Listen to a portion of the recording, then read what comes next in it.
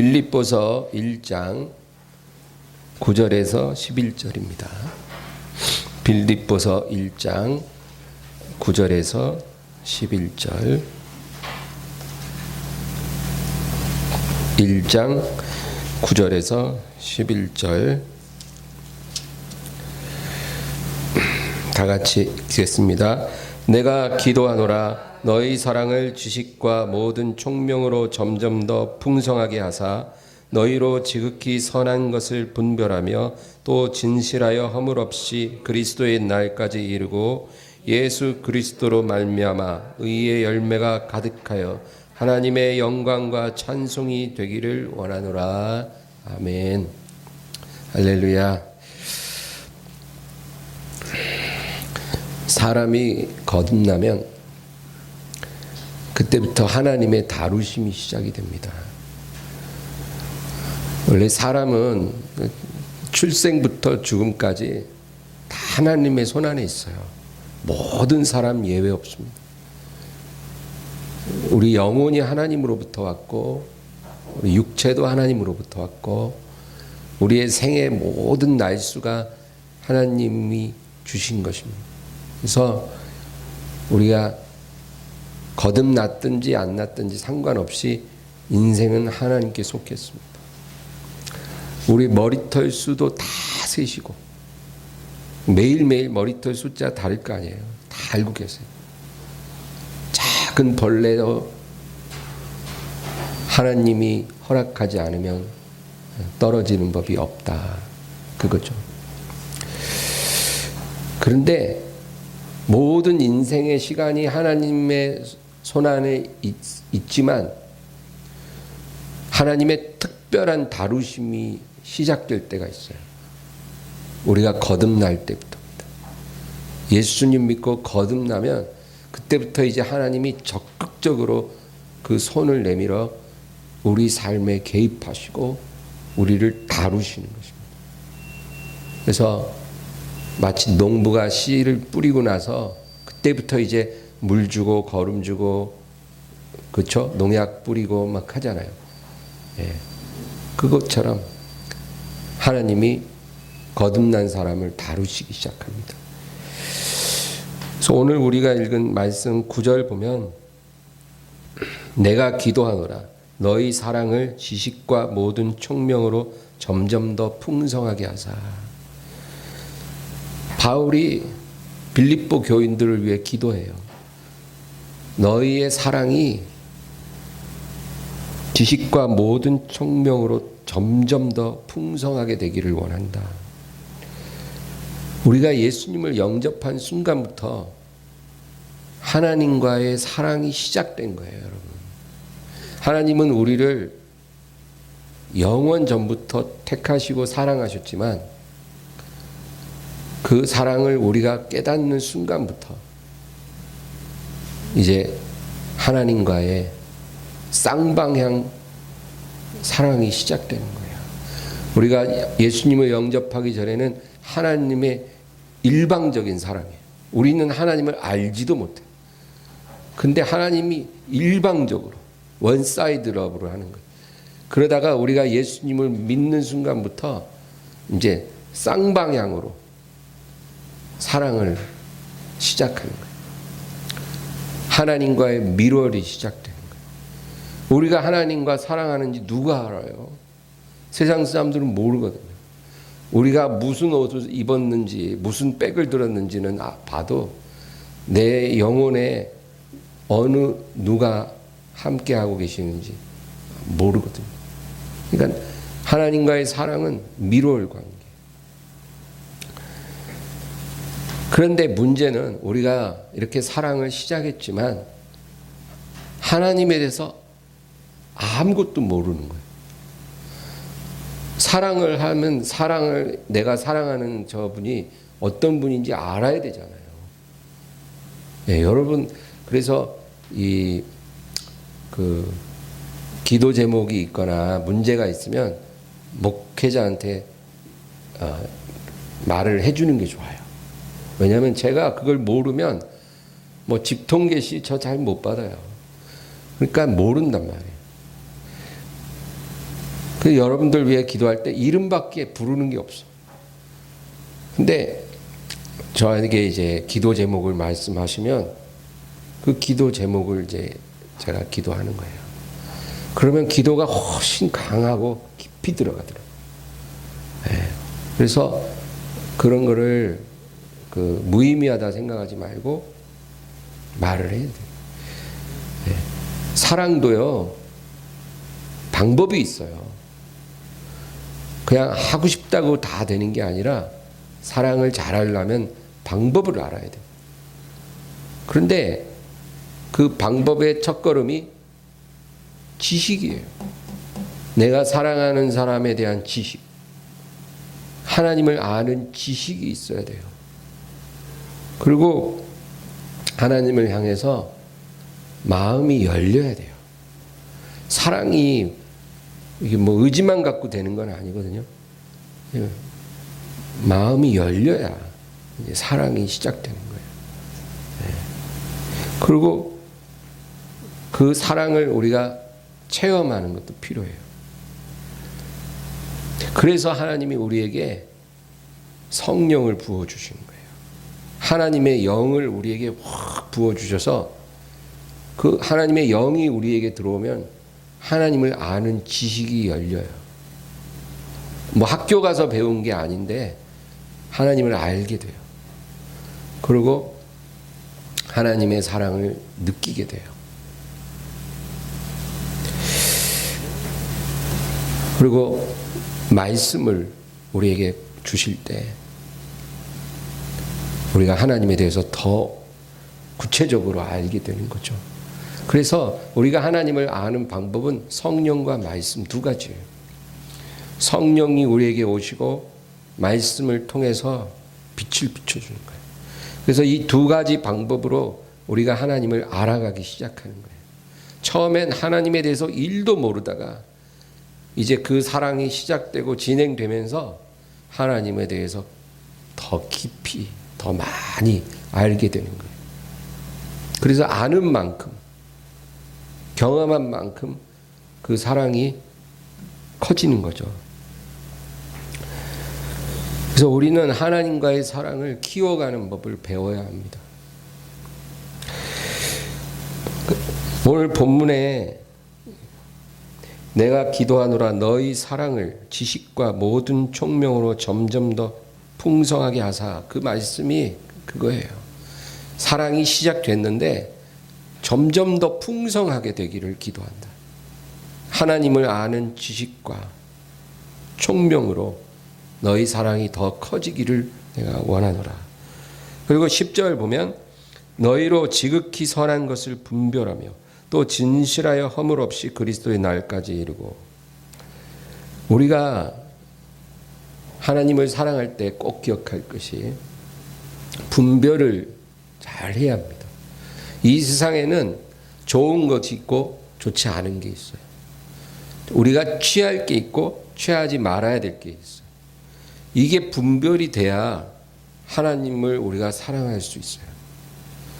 좋고 안 좋고 분별이 안 되면 하나님을 제대로 사랑할 수가 없어요. 하나님은 거룩하신 하나님이거든요. 하나님은 정결하신 하나님이거든요. 눈이 정결하여 악을 참아보지 못하신다 그래요. 하나님은 의로우세요. 하나님은 긍휼과 자비가 풍성하세요. 이런 하나님의 성품이 있는데 그 성품에 반하는 것들은 하나님 앞에 둘 수가 없는 거예요. 그래서 우리가 하나님이 기뻐하지 않는 길을 걸어가면서 하나님을 사랑할 수 있냐? 불가능해요. 그러니까 하나님을 우리가 제대로 사랑하고 그 사랑을 키워가려면 하나님이 뭘 기뻐하시는지, 뭘 미워하시는지 우리가 알고 분별을 할 수 있어야 된다. 그 얘기죠. 그래서 하나님 앞에 진실하여 허물 없이 그리스도의 날까지 이르기를 원하노라. 그 다음에 11절 보면 우리 한번 11절 읽어볼까요? 예수 그리스도로 말미암아 의의 열매가 가득하여 하나님의 영광과 찬송이 되기를 원하노라. 예수님으로 말미암아 의의 열매가 가득해지기를 원한다. 너희가 하나님 앞에 열매 맺는 영혼이 되라는 거예요. 열매 맺는 영혼이 되라. 그리고 하나님의 영광과 찬송이 되기를 원하노라. 여러분, 우리가 하나님 앞에 영광 돌리고 찬송 부르는 게 아니에요. 우리 자체가 하나님의 영광이고 찬송이 되기를 원한다는 거예요. 그냥 하나님께 뭘 영광 돌립니다. 찬양 부릅니다. 그게 아니라 우리 자체가 영광이고 자체가 찬송이 돼야 된다는 거예요. 하나님이 우리를 보실 때 내가 널 보니 너는 나의 영광이니라. 여러분, 이런 하나님의 칭찬을 듣는 게 얼마나 벅찬 일입니까? 여러분, 만약에 여러분 자녀가 엄청난 장한 일을 했어요. 그게 뭔지 난 한 번도 안 해봐서 생각이 안 나네. 어쨌든 여러분 자녀가 막 뉴스에 대서특필 될 만큼 엄청 장한 일을 했어요. 뭐 수학여행 가다가 절대절명의 위기에 처한 학생 150명을 여러분 자녀가 다 구출을 한 거예요. 그 생명을 구한 거예요. 그러면 그 영웅을 얼마나 뉴스에서 보도하겠어요. 근데 그 아들이 여러분 아들이라는 거예요. 아들 얼굴 막 뉴스에 밤낮 나오는 거예요. 그 아들 데리고 어디 집 앞에 식당 가고 밥을 탁 먹는데 식당 아주머니가 어메 뉴스에 나온 그 청년이네 막 이러면서 오늘 내가 공짜로 갈비를 무제한 대접할 테니까 마음껏 먹으라고 막 이런다면 여러분 그 아들을 데리고 식당에 가서 앉아있는 그 부모 마음이 어떻겠어요? 그 아들한테 아마 그럴 것 같아요. 아들아 너는 나의 영광이니라. 그쵸? 그 아들 존재 자체가 부모에겐 영광이 되는 거예요. 영광. 하나님이 우리를 지으실 때 그런 존재로 지은 거예요. 그래서 이 땅에서 어두움 가운데 빛을 발하는 자가 되고 맛을 잃은 곳에 맛을 내는 자가 되고 그래서 하나님이 보실 때 너는 나의 영광이라. 너는 나의 찬송이라. 네 입으로 찬송 부를 필요가 없어 아들아. 너 자체가 너 존재 자체가 내게 가장 감미로운 찬송이다. 하나님이 우리를 그렇게 여기기 원하신다는 거예요. 그런 존재가 되게 해주시려고 우리에게 개입하시는 거예요. 그래서 다루시는 거예요. 하나님의 다루심. 이 다루심이 언제 시작된다고요? 우리가 거듭난 순간에 시작돼요. 그래서 주님이 부르시는 날까지 하나님이 우리의 삶에 개입하시고 우리를 다루신 거예요. 하나님 저 부자 되게 해주세요. 이런 기도는 백날 해봐야 하나님 들어주지 않아도 하나님의 다루심을 받아 하나님의 영광이 되고 찬송이 되게 해주세요. 어디서 어떤 모양으로 살든 내가 그곳에서 하나님의 영광이 되고 찬송이 되게 해주세요. 우리가 이런 기도를 한다면 그건 성경적인 기도를 하는 거예요. 하나님의 뜻에 딱 맞는 기도인 거예요. 그런 기도는 우리가 기도할 때 성령이 강하게 붙잡아 주셔요. 그래서 기도가 깊이 들어가고 그 기도를 하면 할수록 마음의 기쁨과 평강이 흘러넘쳐요. 여러분 우리가 기도를 많이 했는데도 마음이 답답한 이유는 그 기도가 하나님 마음에 맞지 않기 때문에 그래요. 그럴 때는 얼른 그 기도를 내려놔야 돼요. 아무리 급해도 내려놓고 성령님의 인도하심을 구해야 돼요. 그리고 하나님이 기뻐하는 기도를 드릴 때 우리 기도가 열리기 시작하는 거예요. 그래서 기도도 내 마음대로 하는 게 아니라 하나님이 원하는 기도를 해야 되는 거예요. 오늘 말씀대로 여러분 기도하길 바랍니다. 내가, 내 남편이, 내 아내가, 내 자식들이 하나님의 영광이 되게 해주시고 찬송이 되게 해주세요. 그가 어디서 어떤 모양으로 살든지 그가 살아있는 동안 하나님의 찬송이 되고 영광이 되는 그런 아들이 되게 해주세요. 그런 딸이 되게 해주세요. 부모가 그렇게 기도해야 된다는 거예요. 그러면 하나님이 그 기도를 굉장히 기뻐하세요. 왜? 하나님의 마음에 딱 맞는 기도거든요. 그냥 판사 되게 해주세요. 의사 되게 해주세요. 이런 기도는 물론 할 수도 있지만은 하나님이 그 기도를 반드시 들어준다는 보장은 없어요. 우리의 욕망이 너무 많이 들어가 있는 기도는 하나님이 거절하실 때도 많아요. 왜? 그거 응답하는 것이 우리에게 결과적으로 유익하지 않기 때문에 하나님이 거절하신 거예요. 하나님이 거절하신다는 것은 그게 우리에게 해롭다는 거예요. 그래서 거절하신 거예요. 하나님이 응답하실 때는 우리에게 이로운 것을 응답해 주시는 거예요. 그러니까 여러분 아무것도 염려하지 말고 성령의 인도하심 따라 담대하게 기도하세요. 우리가 만약에 먹고 입을 것이 부족해서 그걸 구한다면 그거 하나님 보시기에 필요하면 바로 응답해 주실 거예요. 걱정하지 마세요.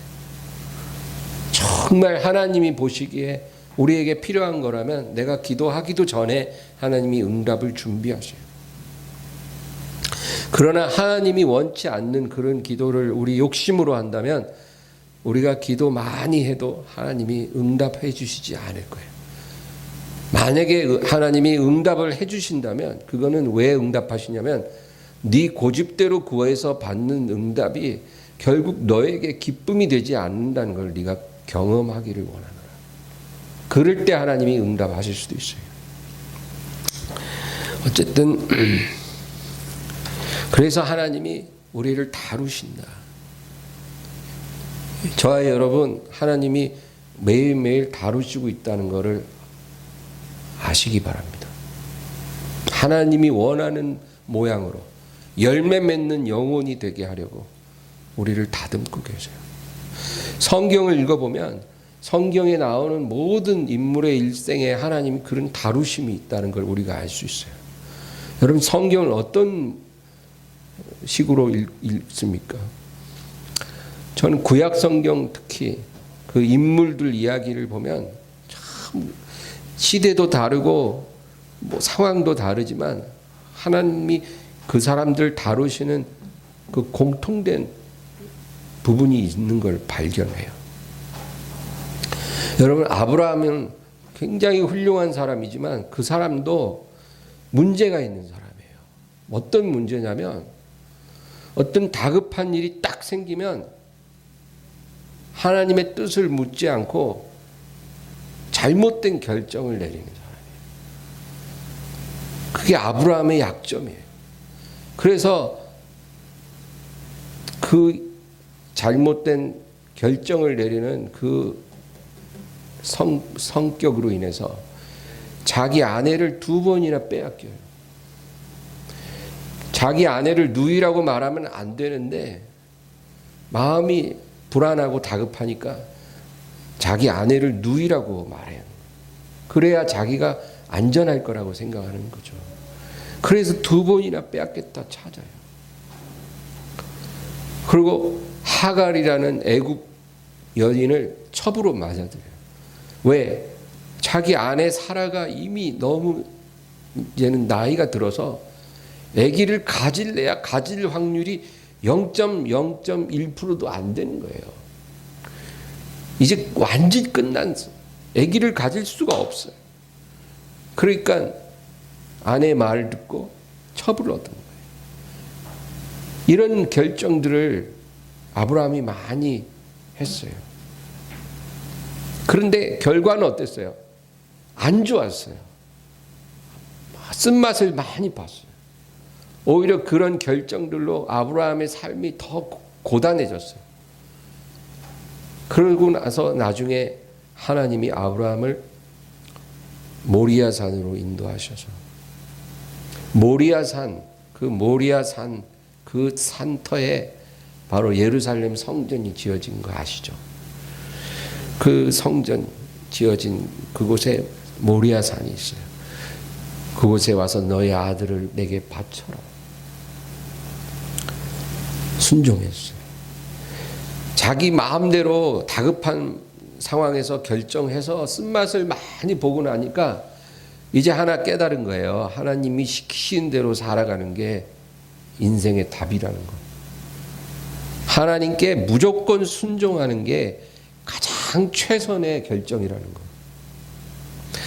아무리 상황이 다급하고 정말 힘들어도 인간의 어떤 지혜나 방법이 아니라 하나님 뜻대로 순종하는 것이 가장 좋은 길이라는 걸 깨달은 거예요. 그래서 하나님이 아들을 바쳐라 해도 바칠 수 있는 사람이 된 거예요. 그게 아브라함 일생의 다루심이었어요. 여러분 야곱 보세요. 야곱은 목적을 달성하기 위해 남을 속이는 것을 좋아하는 사람이에요. 그런 습관을 가진 사람이에요. 그래서 어떤 목적이 딱 생기면 사람을 속여서라도 그 목적을 달성해야 되는 사람이에요. 아버지도 속이고 형도 속이고. 그런데 하나님이 다루시니까 자기보다 더 잘 속이는 외삼촌을 만나 20년을 고생하고 그리고 야복강에서 완전히 깨지잖아요. 그게 다루심. 요셉이라는 사람 보세요. 요셉은 하나님이 주신 은사를 절제하지 못하는 그런 성격이에요. 하나님이 우리 각자에게 은사를 주시는데 절제가 없어. 그러면 그 은사로 인해서 덕을 세우지 못하고 문제를 일으키는 거예요. 절제할 줄 알아야 되거든요. 그래서 하나님이 요셉은 어릴 때부터 계시를 담은 꿈을 꾸게 하시는데 이 꿈을 딱 꾸면 입 딱 다물고 기도하고 마음에 품고 있어야 되잖아요. 해와 달과 11별이 나를 위해 절하더이다.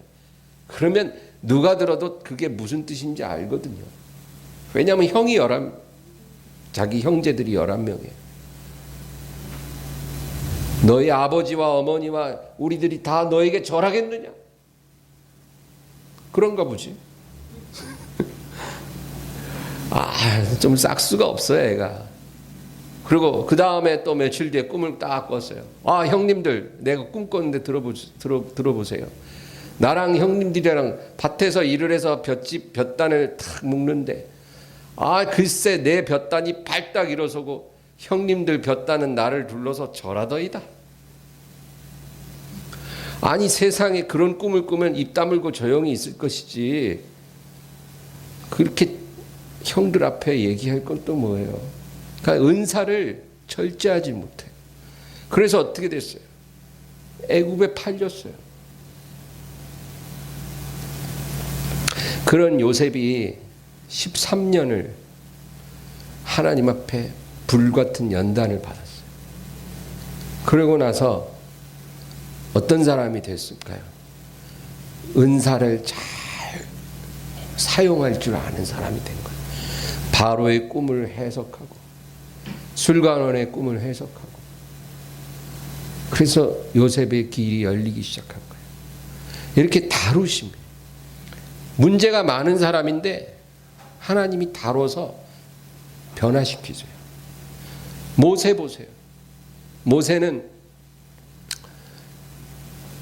분노 조절 장애, 요즘 말로. 분노가 확 끌어오르면 이게 통제가 안 되는 사람이에요. 이게 모세의 문제예요. 그래서 그 분노 때문에 애굽 사람 쳐 죽여갖고 하루아침에 도망자 신세가 되고 그렇게 40년을 광야에서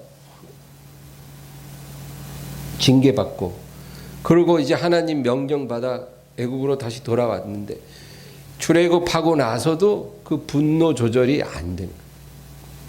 예전보다는 많이 된다고 해도 아직 그게 해결이 안 됐어요. 그래서 하나님이 기껏 시내산 정상에서 10계명 돌판 딱 주셨는데 그거 양손에 들고 내려오다가 금송아지 앞에서 춤추는 이스라엘 사람들 보고 그냥 던져서 깨뜨려 버리.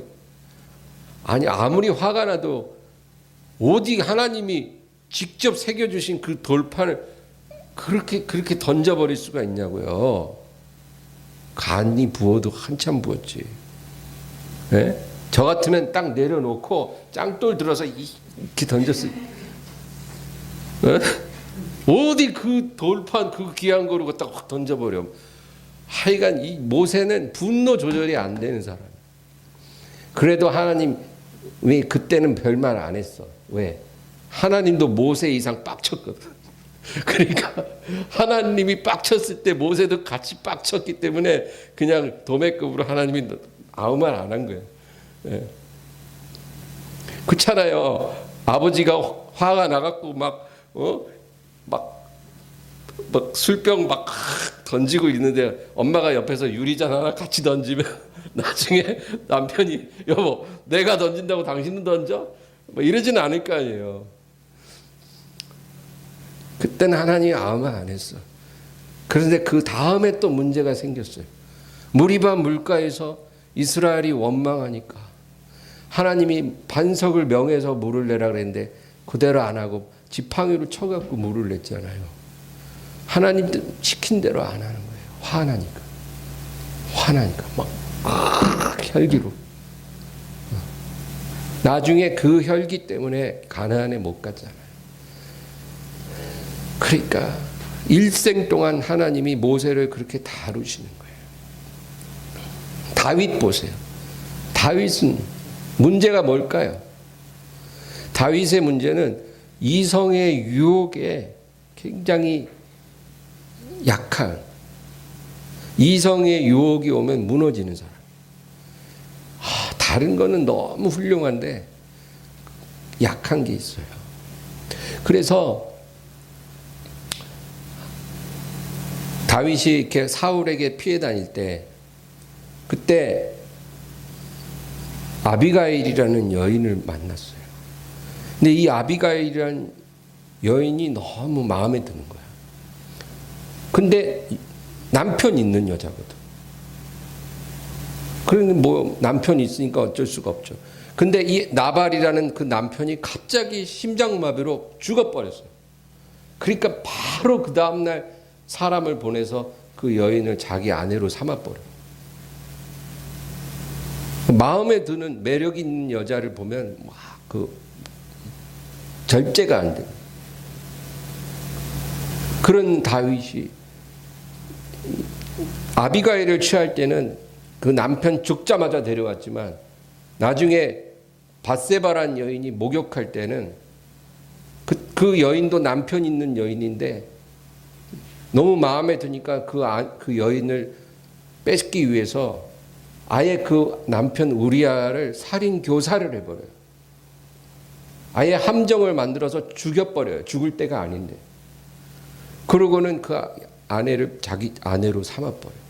하나님 마음에 합한 사람인데도 이게 항상 걸려요. 그래서 그 대가를 진하게 치르는 거예요. 그 하나님이 나단 선지자를 통해서 저주하셨거든. 너가 이런 악을 행했기 때문에 너희 집에 피가 끊이지 아니하리라. 뭐 그 다음부터 다윗 집안에 막 완전히 콩가루 되는 거예요. 그 죄의 대가예요. 그런데 그 다윗이 나중에 나이 들었을 때 그 몸을 따뜻하게 하기 위해서 아비삭이라는 아주 아리따운 처녀를 들여보냈는데 다윗이 그 여인과 동침하지 않아요. 그 노년에는 자신에 있는 그 욕망의 불을 다스리는 법을 배운 거예요. 젊을 때는 그게 다스려지지가 않는데 노년에는 그걸 다스리는 거예요. 그러니까 다윗 평생에 하나님이 그렇게 다윗을 다듬으신 거예요. 어쩌면 우리가 하나님을 위해 뭐 성전 짓고 뭐 드리고 하는 그런 것보다 한 사람이 그렇게 하나님 앞에서 다듬어지는 게 하나님 보실 땐 더 중요한 거예요. 베드로는 어떨까요? 오늘 밤새겠다.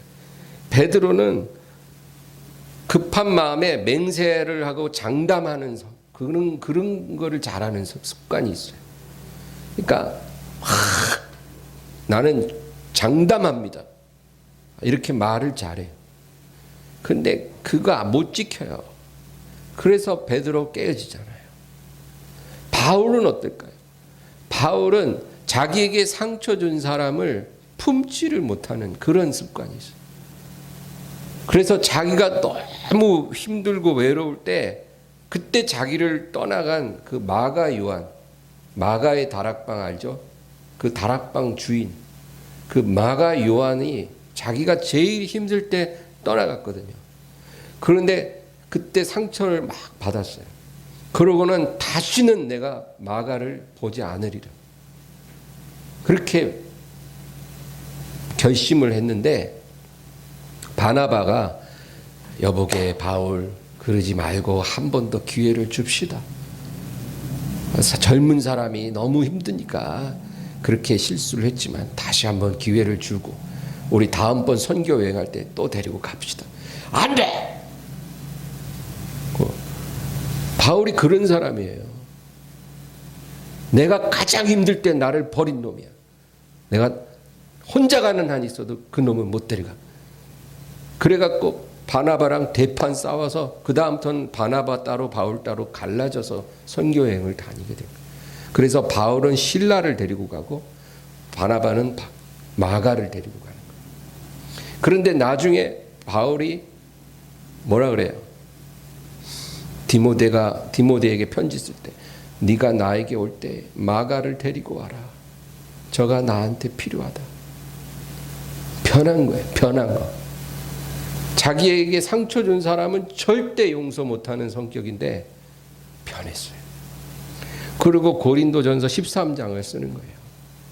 사랑은 오래 참고 사랑은 온유하며 모든 것을 참으며 모든 것을 믿으며 모든 것을 바라며 모든 것을 견디느니라. 변화되고 나서 그런 감동을 받은 거죠.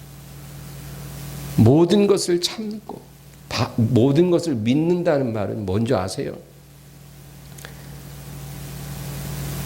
모든 것이에요. 하나님을 믿는다 그 말이 아니라 모든 것을 믿는다 그 말은 하나님의 영역에 속한 모든 일들 가운데 합력해서 선을 이루게 될 것을 믿는다. 그거 우리가 사랑의 사람이 되면 좋게 될 것을 믿어야 돼요. 여러분 정말 내 마음에 고통을 주고 상처를 주고 못을 박는 어떤 사람이 있을 때 그 사람만 보면 열불나. 저 인간은 절대 안 변할 것 같아. 그런데 그건 사랑이 아니라는 거예요. 참 사랑이 오면 그래도 저 사람 언젠간 변할 거야. 언젠간 변할 거야. 하나님이 그렇게 하실 거예요. 그렇게 믿는 마음. 사람은 고쳤을 수 없다고 말하지만 하나님이 언젠간 저 사람 고쳐주실 거야. 그렇게 마음에 믿음을 갖는 것. 그게 사랑이라는 거예요. 바울도 예전엔 그런 사람이 아니었는데 하나님이 깨달음을 주신 거예요. 사람으로는 할 수 없으나 하나님으로는 모든 것이 가능하니라. 할 수 있다는 거예요. 그래서 우리가 여러분 사람을 포기하지 말고 믿어야 된다고 하나님 말씀하세요. 저도 그게 잘 안 됐어요. 저도 그게 기도 제목이에요. 그러나 하나님 그렇게 하라는 거예요. 바울도 그거 나중에 배웠어요. 여러분 그래서 결론적으로 하나님은 우리가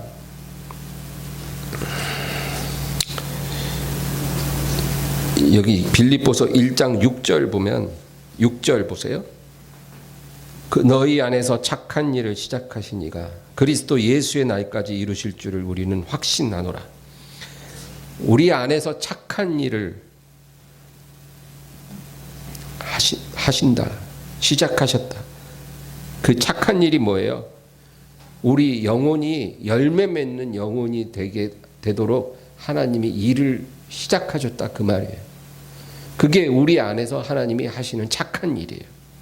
그것을 그리스도 예수의 날, 예수님 재림하시는 날까지 이루실 줄을 확신하노라. 할렐루야. 여러분, 주님이 우리 한 사람 한 사람 안에서 착한 일을 반드시 이루실 것입니다. 열매 맺는 사람으로 만드실 거예요. 그러니까 믿음을 가지세요. 나도 변화될 수 있을까요? 정말 나도 고쳐질 수 있을까요? 고쳐져요. 말씀하시잖아요. 그리스도 예수의 날까지 이루실 줄을 확신하노라. 11절 보면 예수 그리스도로 말미암아 의의 열매가 가득하여 하나님의 영광과 찬송이 되기를 원하노라. 여러분, 그렇게 변화시킨다는 거예요. 나도 변화시키시고 우리 남편, 우리 자식들 지금 보이는 거는 정말 실망스러운데 변화시킨다는 거예요. 하나님께서 그렇게 행하신다는 거예요. 그 믿음 갖고 기도하기를 주의 이름으로 축원합니다. 오늘 말씀 생각하면서 우리 간절히 기도하겠습니다. 주여 할렐루야.